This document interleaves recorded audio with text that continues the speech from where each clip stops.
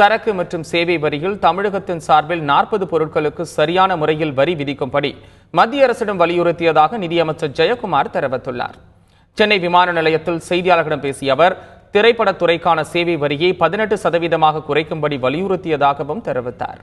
ஜிஎஸ்டியில் 1200 பொருள்கள் குறித்து வரி விதிப்புக்கான அந்த கருத்துரு விவாதிக்கப்பட்டு பல பொருட்கள் வரி விதிக்கப்பட்டது. நம்முடைய மாநிலத்தை பொறுத்தவரை 40 பொருட்களுக்கு வரிகள் அது சரியான விகிதத்திலே வரி விதிக்கப்பட வேண்டும் என்ற அந்த கருத்து அழுத்தமாக வலியுறுத்தப்பட்டது.